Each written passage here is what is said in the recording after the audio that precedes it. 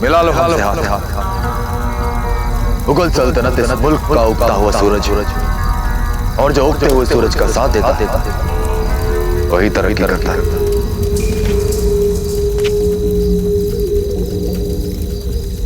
आज हमारे महरूम वालिद हुजूर बहुत खुश खुश। अभी अभी राजपूताना का सबसे बहादुर शहजादा हमसे दोस्ती की ख्वाहिश जता गया, और अब इस दुनिया का सबसे ताकतवर शहंशाह अकबर हमसे दोस्ती करना चाहता। क्या कहा तुमने? राजपूताना का बहादुर शहजादा मतलब प्रताप सिंह तुमसे मिलने आया। तो क्या कहा तुमने उससे? कहना क्या था, लौटा दिया खाली हाथ। शाबाश, बहुत खूब। शहंशाह अकबर तुम्हारी इस बात से बेहद खुश होंगे। और मियां, राजपूतों से दोस्ती कैसे? दोस्ती तो सिर्फ मुगलों और अफगानों में होती है। यकसा खान पान, यकसा उठना बैठ, एक दीन एक ईमान। राजपूत तो हमेशा हमारे दुश्मन थे, दुश्मन हैं और दुश्मन रहेंगे। देखा तुमने कैसे उस प्रताप ने बेरहमी से हमारे बादशाह खान को मारा। बादशाह खान था ही इसी लायक जो ना अपनी आवाम से मोहब्बत करे और ना कौल का पक्का हो। उसका यही अंजाम होना चाहिए। ये क्या कह रहे हो? लाहौल बिला कुव्वत। देखो हाकिम खान, राजपूतों का साथ देने से ना तो तुम्हारी बनेगी और ना कम वक्त हमको बाहर वाला समझते हैं। बाहर वालों को बाहर वाला नहीं मानेंगे तो क्या अंदर वाला मानेंगे? फिर भी कुछ भी हो, राजपूतों में ईमान, वो भी हम पठानों की मानिंद, कौल के पक्के।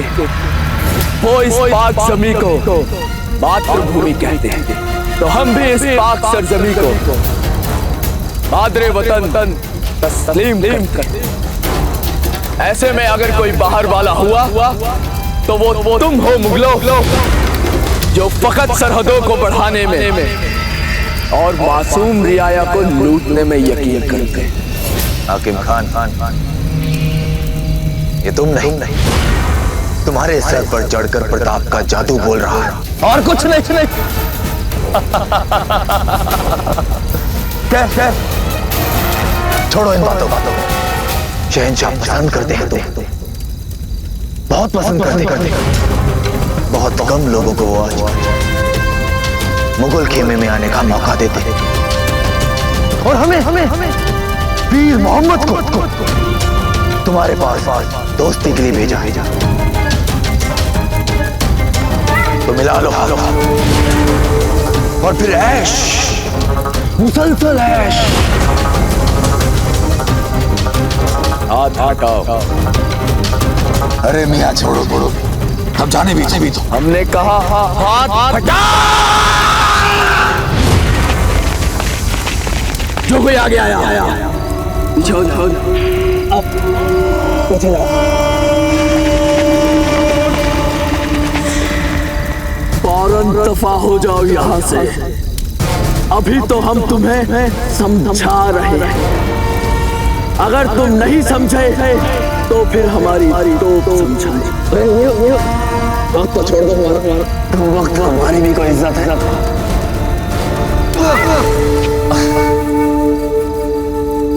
हाकिम खान साहब, हम खाली हाथ तो वापस जा नहीं सकते। वीर मोहम्मद नाम है हमारा। हम भी पूरी तैयारी के साथ आए।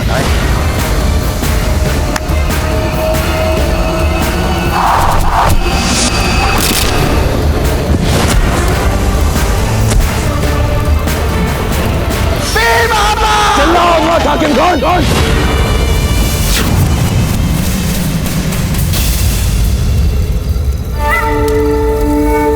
पीछे हटो। हमने कहा पीछे हटाओ। हाकिम खान, तुम खामखाही बात को बढ़ा रहे हो। वो क्या है ना कि हम बहुत ही अमन पसंदीदा शख्स, और बेहतर होगा कि तुम भी अपने इस उबलते हुए खून को थोड़ा ठंडा करा। हाकिम खान, तरक्की और ऐश का मौका कभी कभार ही आदमी के हाथ में आता है, वरना क्या?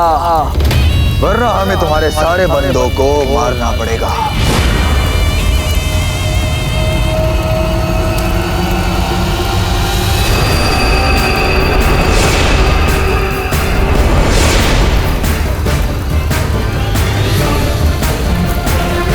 और ये तो कुछ भी नहीं हाकिम खान, हम तो ये भी जानते हैं कि तुम्हारी सारी ख्वातीनें और बच्चे कहाँ छिपे। अब उनकी खातिर तुम इतना तो कर ही सकते हो, वरना हमारा एक इशारा या एक चुटकी, इससे कुछ भी हो सकता है।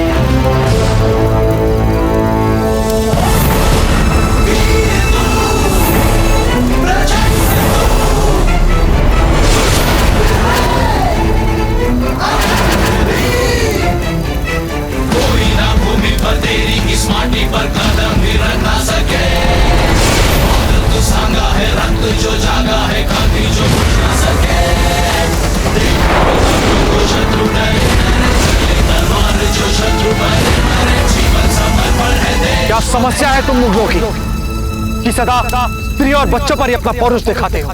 प्रताप, तुम्हें क्या लगता है कि तुम हमें खौफ ज़दा कर सकते हो? नहीं, बिल्कुल नहीं, क्योंकि शायद तुम्हें इस बात का इल्म ना हो, पर आज मेरे साथ मुगल सेना के 2000 सैनिक हैं, और तुम बिल्कुल अकेले। हम मानते हैं कि तुमने अकेले अपने दम पर अफगानों को हरा दिया, पर आज तुम्हारे सामने शहंशाह अकबर की फौज के 2000 चुनिंदा सैनिक हैं। तुम अकेले हमारा मुकाबला कैसे करोगे? मीर मोहम्मद, तुम्हें क्या लगता है कि हम अकेले आए हैं?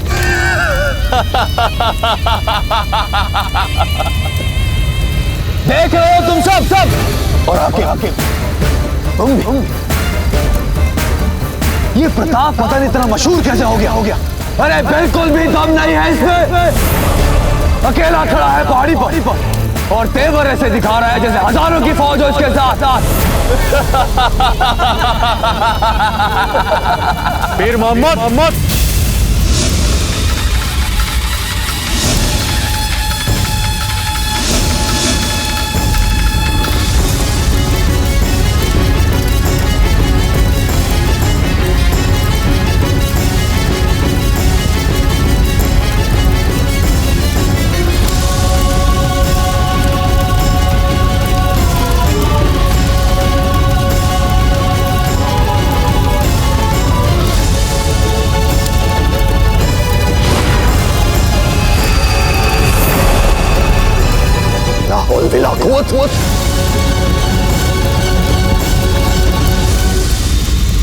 प्रताप, ये क्या मजाक है? ये प्रयास नहीं, चेतावनी है। और तुम्हें तो पता ही होगा कि हमें ऊंचाई का लाभ भी। जिन 2000 सिपाहियों पर तुम इतना इतरा रहे हो ना, यहाँ ऊपर पहुंचते पहुंचते तुम्हारा एक भी सिपाही जीवित नहीं बचेगा। तुम शायद मुगल तीरंदाजों को कमतर समझने की गुस्ताखी कर रहे हो। ये मुगल तीरंदाज है। तुम आसमान में भी जाकर बैठ जाओगे ना, तो इनके तीर तुम्हें वहां भी छलनी कर देंगे। तीरंदाजी दस्ता प्रताप पर वार करो।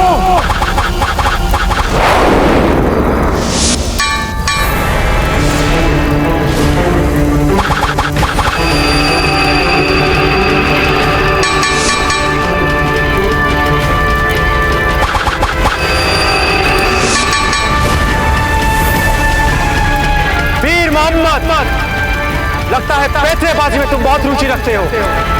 अब हमारी बारी।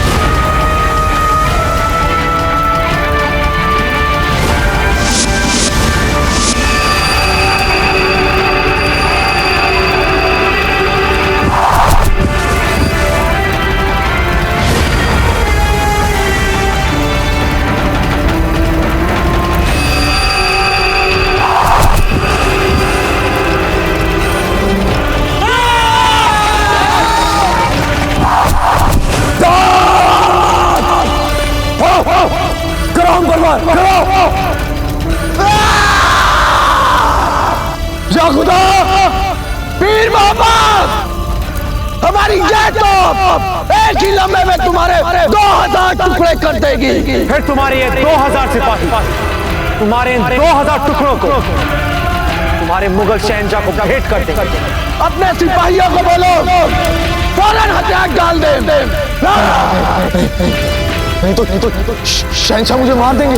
सोच लो पीर मोहम्मद, क्या हम तुम्हें नहीं छोड़ेंगे, वहां तुम्हें वो मुगल नहीं छोड़ेंगे।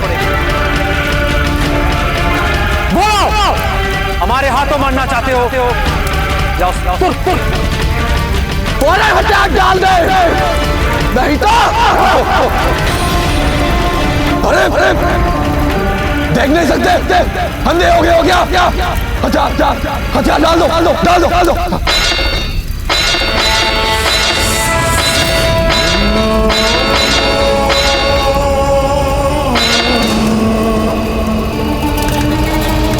और यहां से जा रहे हैं।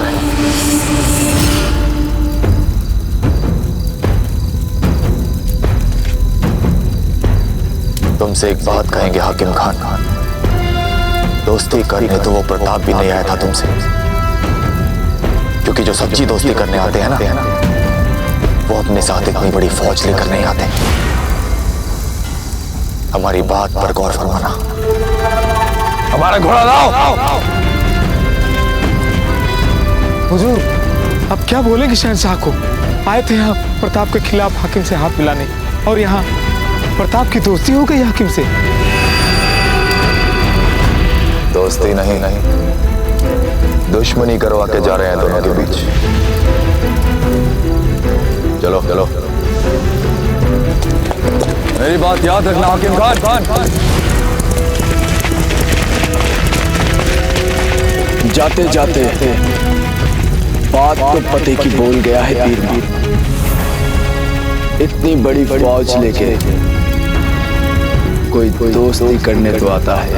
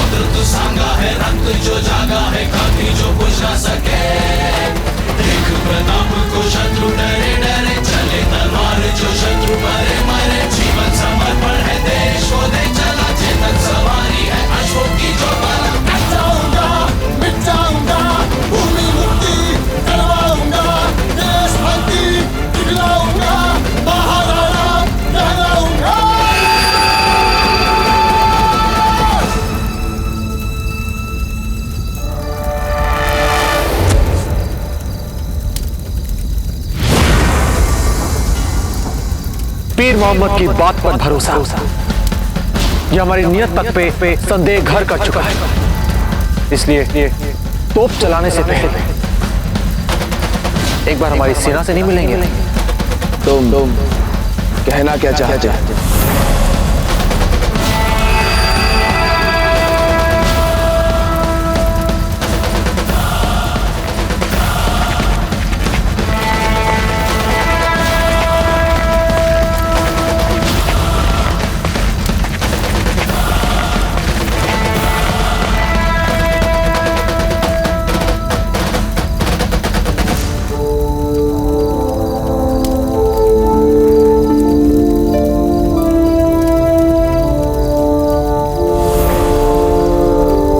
रही हमारी विशाल सेना, और इनमें से अधिकतर साधारण ग्रामीण या किसान या चरवाहे, और इन्होंने अपने समूचे जीवन में एक लाठी क्या थी, एक शस्त्र तक नहीं उठाया होगा।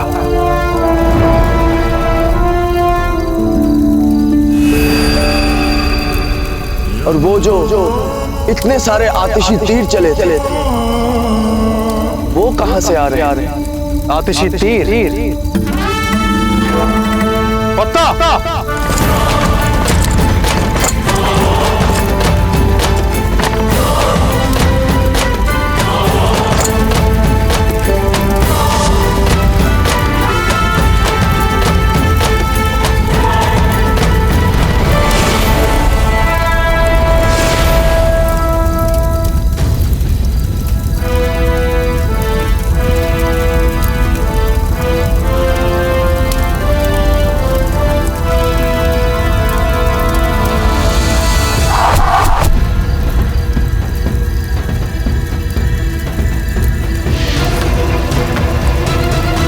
ये रहे आपके आतिशी तीर।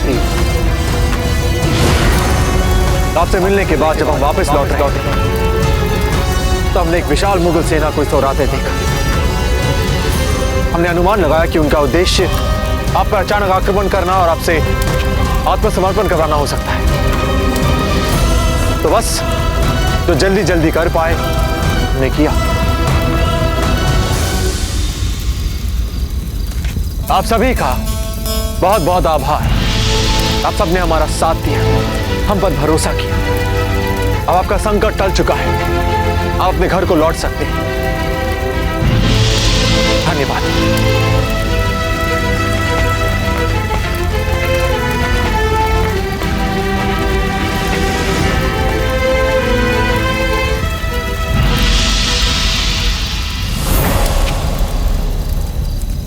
हमारा कार्य पूर्ण हो चुका है।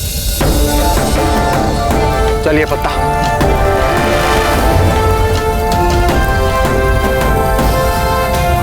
रुकिए प्रताप सिंह,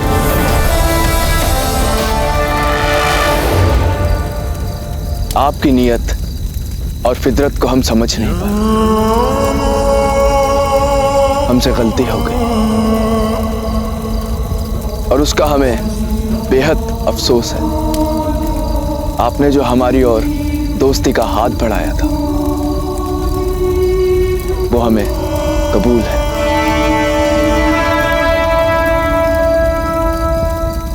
हाकिम खान, हमने ये सब जो आपके लिए किया, इसका उद्देश्य आपको मित्रता के लिए मनाना नहीं था। यह तो सहज एक कर्तव्य था एक राजपूत का। वो मुगल अपने शक्ति के बल पर किसी से भी उसकी मातृभूमि छीन लेगा तो हम तो लड़ेंगे ही ना। चुपचाप बैठकर तमाशा तो नहीं देख पाएंगे, पर हाँ, आपके और हमारे बीच मित्रता कभी नहीं हो सकती। हमने बहुत मन से आपके समक्ष अपनी मैत्री का प्रस्ताव रखा, पर आपने उसे ठुकरा दिया। हम दोनों के बीच में सिर्फ दुश्मनी का रिश्ता हो सकता है। सांप और नेवला कभी दोस्त नहीं बन सकते। तुम जा सकते हो प्रताप। आपने हमें अपनी मैत्री के योग्य नहीं समझा, और आज हम आपको अपनी मैत्री के योग्य नहीं समझते। पर हाँ,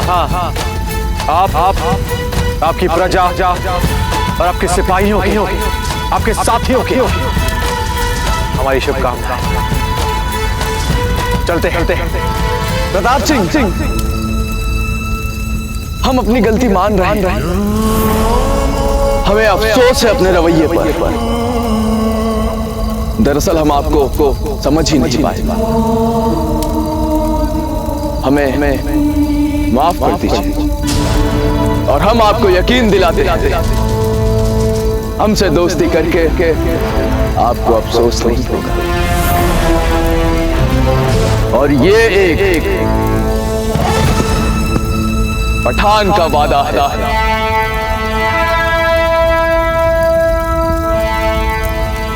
हाकिम खान, क्षमा कीजिए। पर हम निर्णय ले चुके हैं। चलिए चलिए।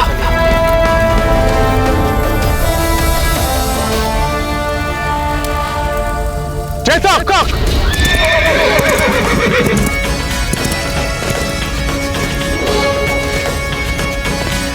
आप ही समझाइए। हम मान रहे हैं अपनी गलती। चलिए पत्ता समझाइए इन्हें।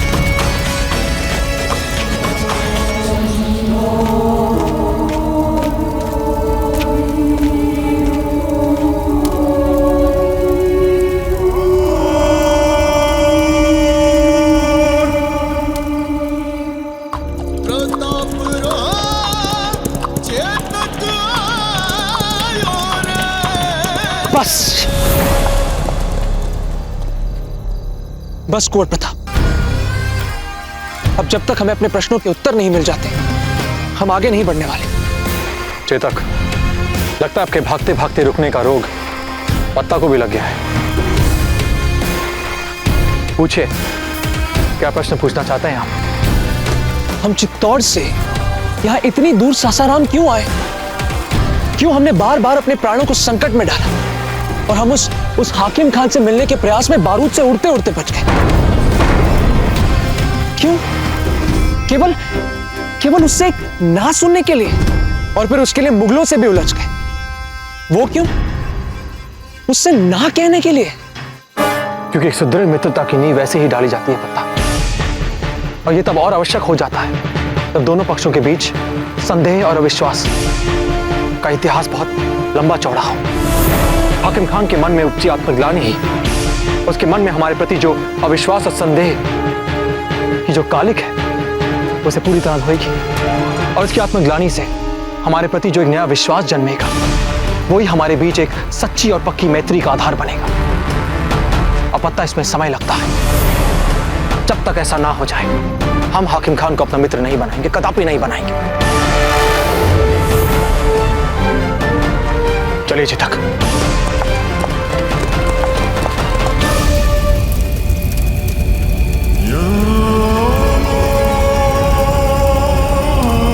आपने हमें अपनी मैत्री के योग्य नहीं समझा, और आज हम आपको अपनी मैत्री के योग्य नहीं समझ रहे। पत्ता! सदर होश में है। सदर क्या कर रहे हो आप? सदर, यही वो बंदूक है जिसे हमने ताना था उस नेक शख्स प्रताप पे। वो हमारे लिए दोस्ती का पैगाम लाया था, और इसने गोलियां दाग दी उस पे। हम इसके टुकड़े टुकड़े कर देंगे।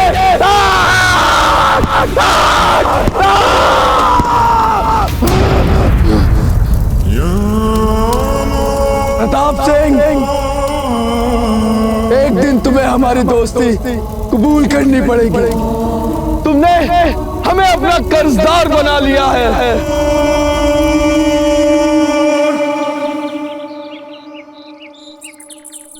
अजब दे रुकिए ना, थोड़ा सा काजल लगाती जाइए।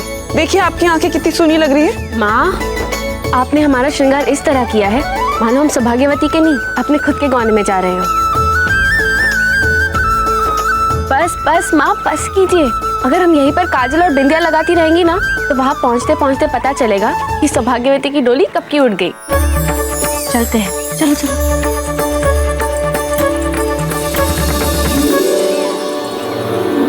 पता नहीं हमारी अजब की डोली कब जाएगी चित्तौड़। हमें तो विश्वास ही नहीं हो रहा है जीजा कि हम सच में अपनी अजब भाभी जी को भी झोलियाँ लेने जा रहे हैं। अब देखिएगा जब वो यहाँ पे आएंगी ना तो हम उनके कक्ष के पास वाला कक्ष लेंगे।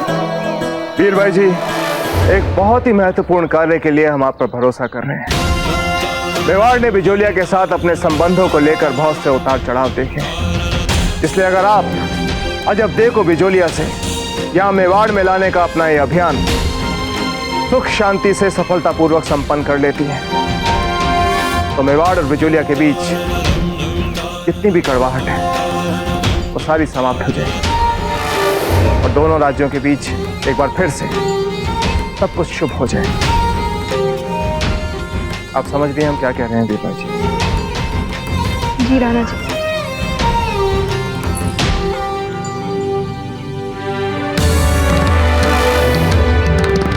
आप सबके लिए यात्रा मंगलमय हो। चलते हैं। जाइए वीर भाई जी, अब हमसे और प्रतीक्षा नहीं होती। जाकर हमारी बिंदनी को ले आइए। हमारी अजब देखो। लाइए रानी सा, इसे हमें दे दीजिए, हम अन्य सामान के साथ रख दें। हाथ मत लगाइए इसे।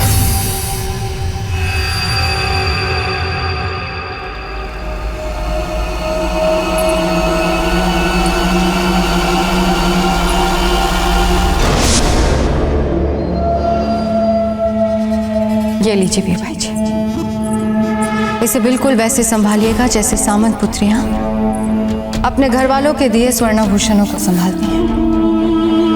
लीजिए।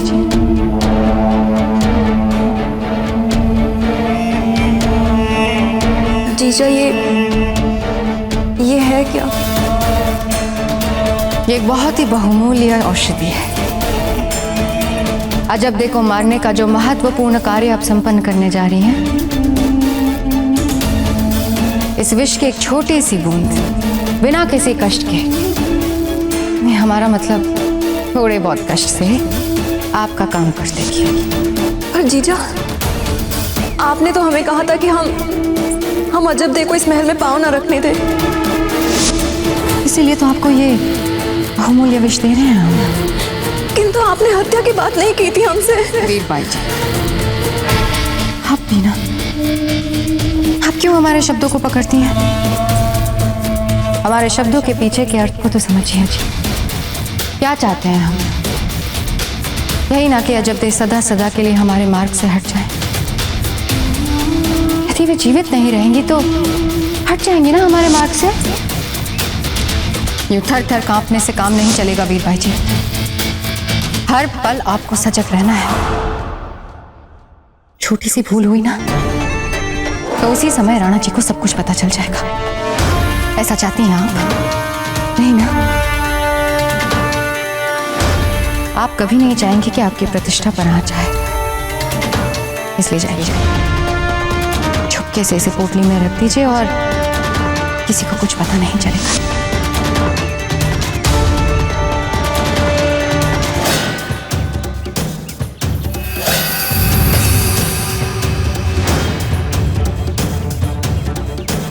वीर भाई जी, विशेष ध्यान से ले आना हमारी अजब देखो, बहुत बहुमूल्य है ना।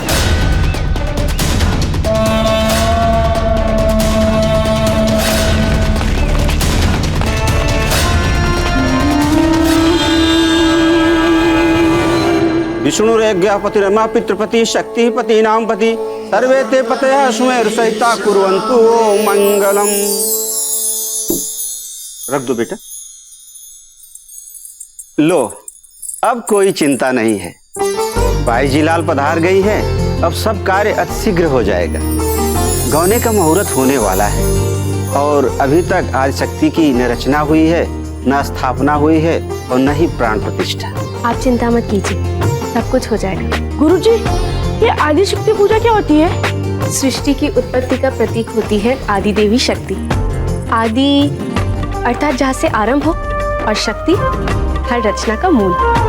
समुची सृष्टि का प्रतीक है आदि और शक्ति। शिव और शक्ति के इस एकाकार स्वरूप को हम आदि शक्ति कहते हैं। वाह बाईजी लाल, आपको तो सब कुछ पता है। अब आप ही बना दें आदि शक्ति की प्रतिमा। तब तक मैं जाकर दामाद जी का स्वागत सत्कार देख लेता हूँ। चलिए पुत्र।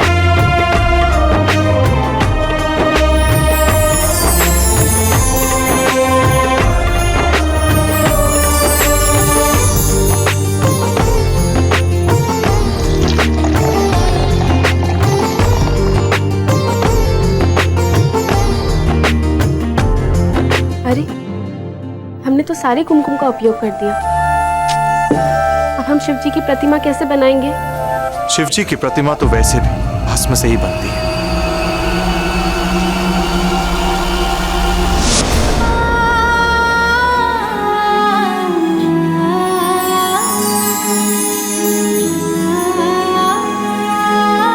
कैसे पता? जैसे माता को लाल रंग पसंद है, ठीक उसी प्रकार शिव जी को भस्म पसंद है। परंतु आप यहाँ कैसे?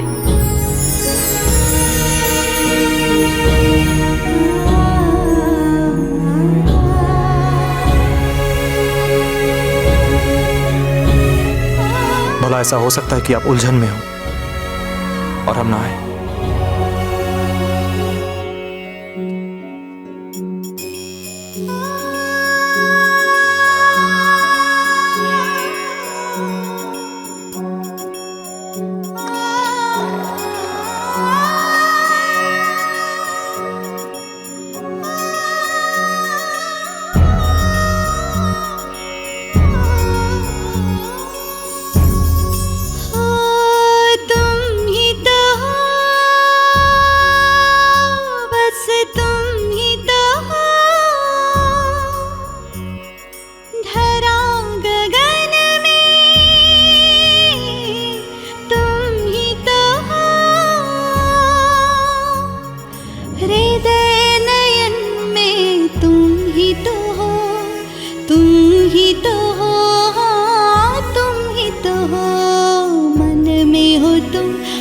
क्षण में हो तुम, मेरे कण कण में हो तुम।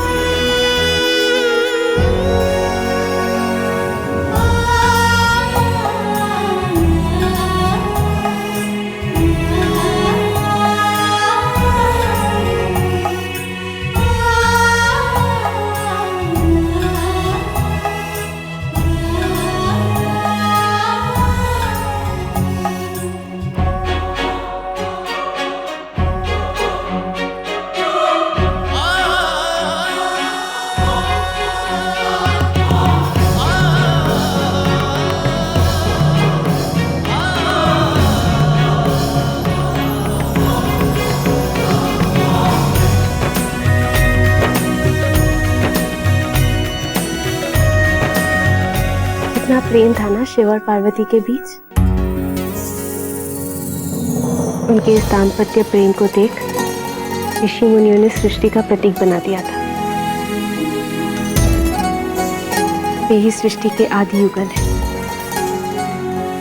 सबसे पहले, सबसे प्राचीन, किंतु अर्वाचीन। प्रेम तो राम और सीता का भी प्रचलित प्रतीक बन चुका है। आपको भी तो पुरुषोत्तम कहने लग गए ना लोग। अजब दे,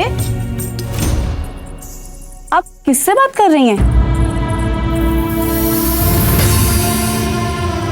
वो कुछ भी नहीं। पिताजी ने हमें आपसे कहने के लिए भेजा है कि शिवजी की प्रतिमा भस्म से बनानी है, परंतु लगता है आपको तो सब कुछ पता है।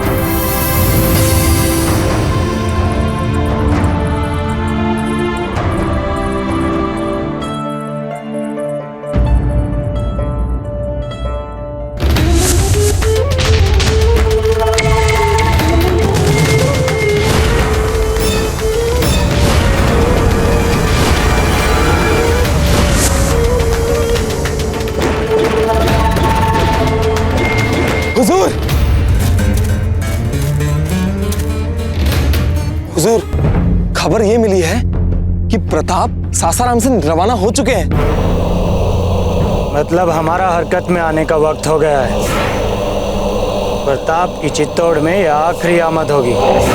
इस बार चित्तौड़ में दाखिल होने के बाद वो इस दुनिया से रुखसत हो जाएगा। लेकिन हुजूर, वो सासाराम से रवाना जरूर हुए, पर चित्तौड़ के लिए नहीं, बिजौलिया के लिए। किस वजह से गए हैं और कितना समय वहां क़याम करेंगे, ये कुछ पता नहीं चल पाया।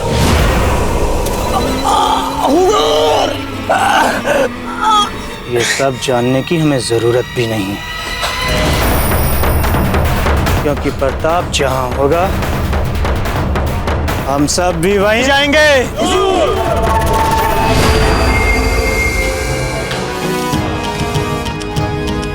जीते रही।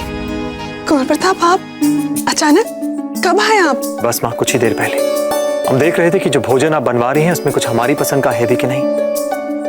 अब तो सब कुछ आपकी पसंद का ही बनने वाला है भोजन में। अच्छा ये बताइए, आप तो सासाराम जाने वाले थे ना? जी माँ, बस वहीं से आ रहे हैं। दादीराज ने कहा कुछ समय यहाँ रुक कर वापस आए, उनका आदेश था। राणा जी का आदेश? हाँ। ओह, लगता है संदेश बिजोलिया नहीं पहुंचा। एकलिंग जी, लगता है वो शुभ घड़ी आ ही गई। कुंवर प्रताप, अब आप आ गए हैं तो संदेश भी आ जाएगा। अच्छा आप बैठिए ना, हम अभी आपके भोजन की तैयारियां करवाते हैं। हाँ कुंवर प्रताप जी। अच्छा ये बताइए, हम आपको पहले शरबत भिजवाएं केवड़े का या मिठाई भिजवाएं? माँ, आप बस अपने हाथों से बनाया भोजन भिजवा दीजिए, हमें और कुछ नहीं चाहिए। अच्छा ठीक है। माँ कभी नहीं बदल सकती, कभी नहीं।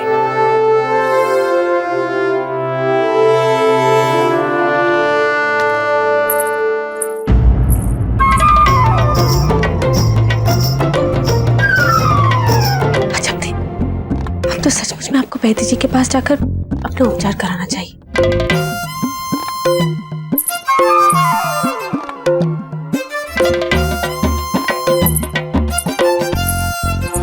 देखिए, आप चाहते हैं कि हम आपको सचमुच का समझें, परंतु ये हमारे मन का भ्रम है। ना, कुछ नहीं बोलना, चुप हो जाइए। आप कुछ बोलेंगे, फिर हम कुछ बोलेंगे, फिर आप कुछ बोलेंगे, फिर हम कुछ बोलेंगे, और फिर क्या होगा? हम बिना बात के लड़ बैठेंगे एक दूसरे से। हम जानते हैं कि सब कुछ हमारे मन में है, क्योंकि आप सचमुच में तो है ही नहीं, लेकिन फिर भी लड़ना ही क्यों है? मन में भी क्यों? हम जानते हैं आप यही खड़े रहेंगे जब हम यहाँ से चले जाएंगे। तो चलिए हमारे पीछे आइए।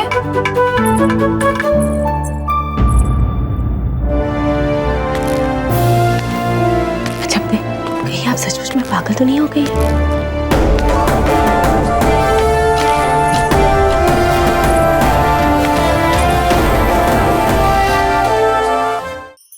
धार्मिक वीडियो सबसे पहले देखने के लिए हमारे चैनल को सब्सक्राइब करें और बेल आइकन दबाएं।